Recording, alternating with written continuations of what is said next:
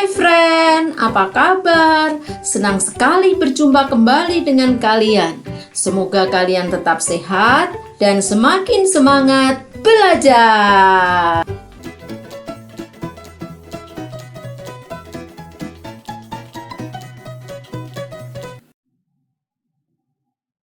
Hai guys, kita ketemu lagi. Kali ini kita akan bicara tentang partikel-partikel materi. Apa sih yang disebut dengan partikel-partikel materi? Partikel materi itu ada 3 macam. Ada atom, molekul, dan ion. Apa sih beda ketiga partikel materi itu? Mari kita lihat.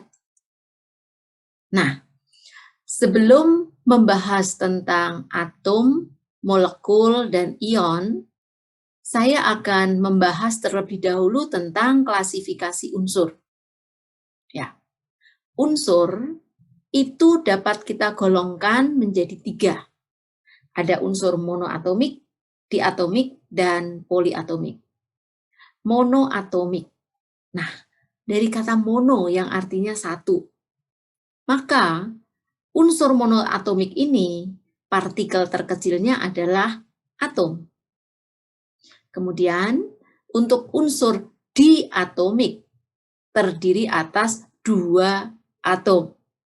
Nah, karena terdiri atas 2 atom, maka partikel terkecilnya kita sebut sebagai molekul.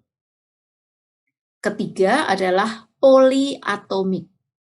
Nah, kalau poliatomik, poli kan artinya banyak, maka sudah pasti lebih dari diatomik.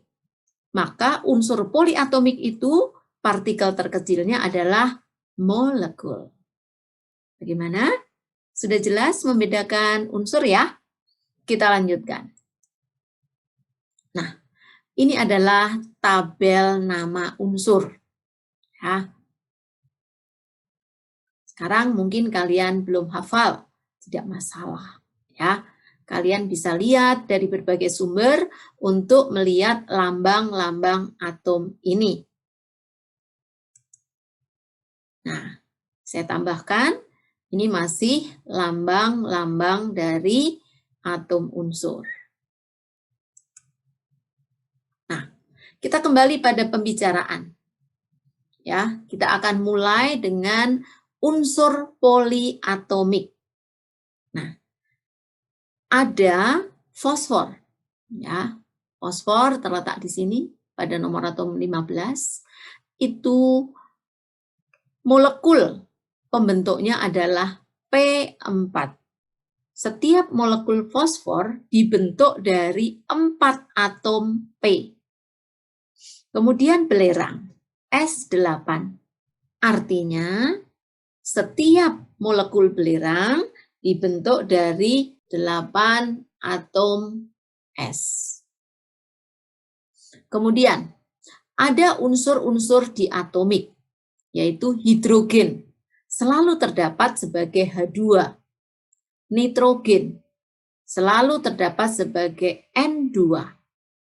Oksigen, O2. Dan saya tuliskan X2.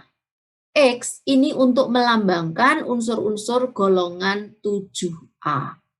Jadi ada fluorin, klorin, bromin, iodin, astatin. Ya, ini akan kita dapatkan sebagai F2, Cl2, Br2, dan I2. Nah, selain yang saya sebutkan ini, unsur-unsur itu kita dapatkan sebagai unsur yang monoatomik. Nah, jadi untuk mengingat, kalian lebih mudah mengingat yang poliatomik dan diatomik. Kalau tidak termasuk pada poliatomik dan diatomik, otomatis masuk ke dalam monoatomik. Nah, untuk unsur yang monoatomik, kita lambangkan atomnya itu sebagai satu bulatan. Ya, satu bulatan saja untuk yang monoatomik. Biasanya ini merupakan unsur logam. Semua unsur logam itu termasuk unsur monoatomik. partikel terkecilnya adalah atom. Logam transisi. Logam transisi itu ini. Semua logam transisi ini termasuk monoatomik. Transisi dalam itu ini, pada bagian bawah. Semua juga memiliki partikel terkecil atom. Semilogam. Ya, di sini ada unsur-unsur semilogam yang berwarna coklat. Di sini. Ya. Oke. Kemudian karbon dan Se. Ya. Di sini. Karbon di sini. Gas mulia, golongan 8A. Helium, neon, argon, krypton, xenon, dan radon. Semuanya merupakan unsur monoatomik. Dengan partikel terkecil adalah atom. Sekali lagi, untuk mengingatnya, atom kita lambangkan dengan satu bulatan. Kita lanjutkan. Untuk yang diatomik, ya, 2 atom. Ini saya lambangkan untuk hidrogen 2 bulatan putih. Oksigen, nitrogen, klorin, bromin, fluorin, iodin.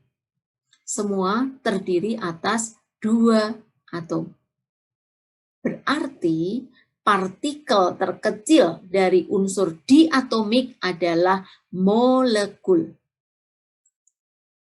Nah, sekarang kita lanjutkan.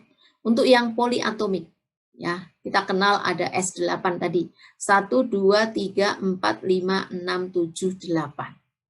Ya, setiap molekul sulfur terdiri atas 8 atom S. Maka kita sebut S8 ini sebagai molekul.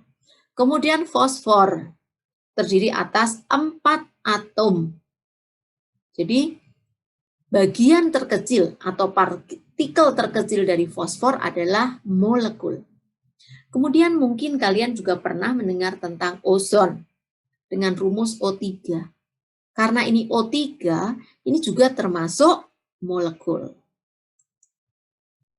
Selanjutnya, setelah kalian mengenal atom dan molekul, kita akan membahas lebih dalam lagi, ya, tentang molekul dan ion.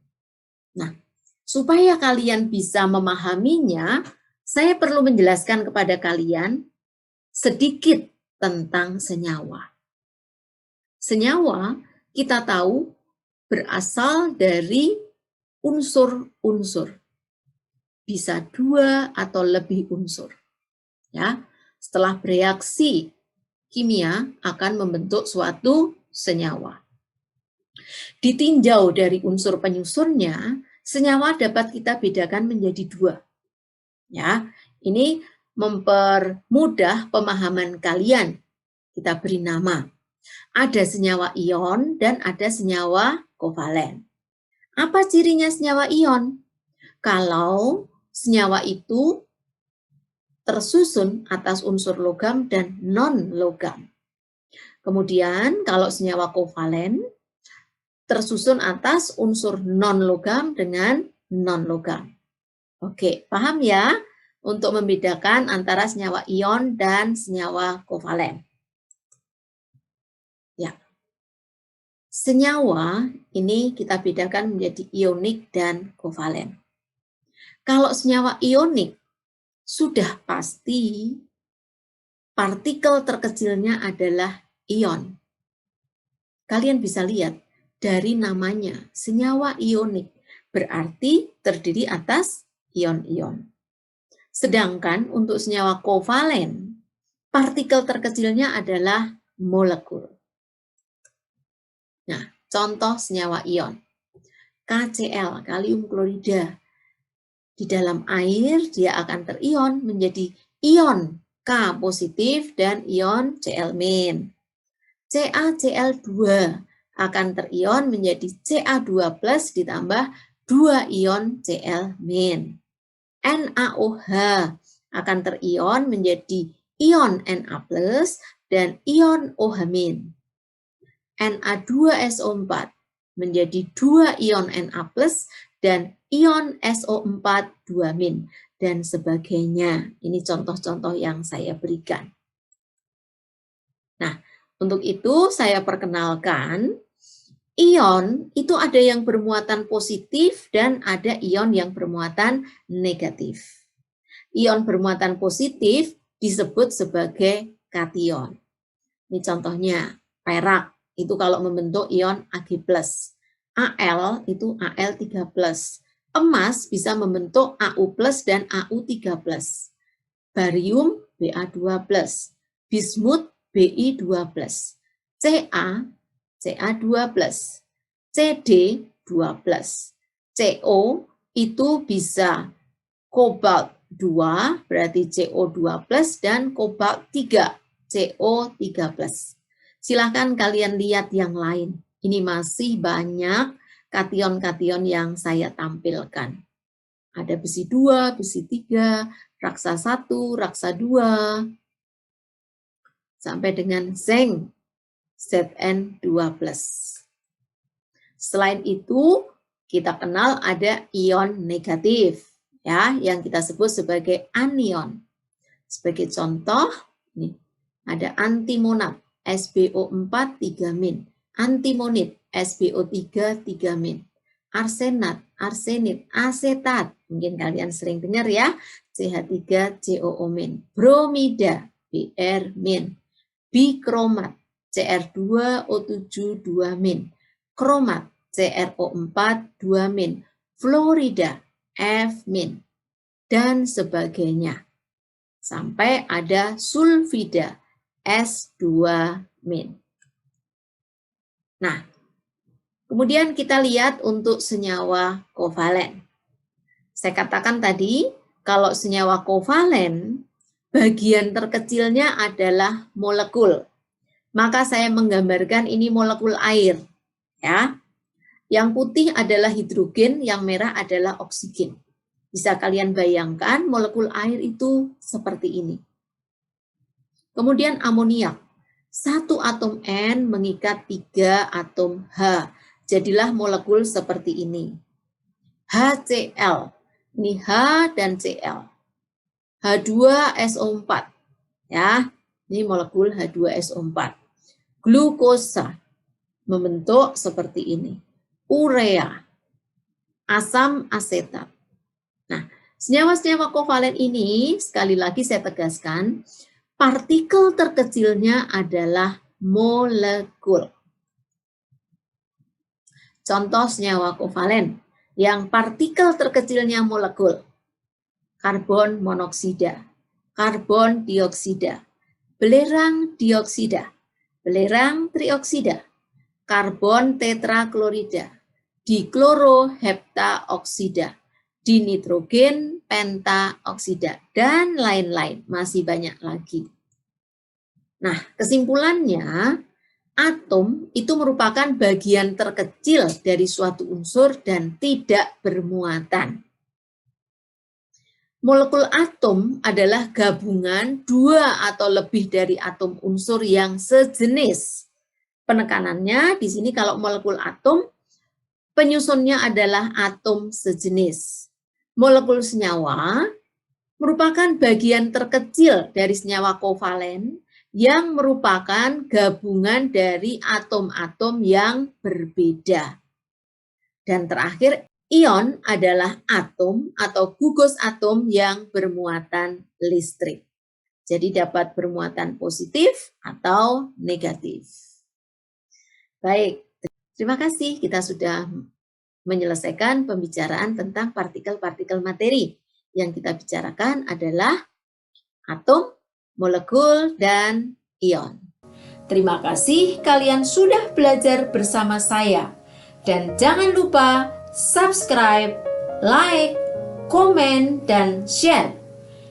Kita akan jumpa lagi pada video selanjutnya.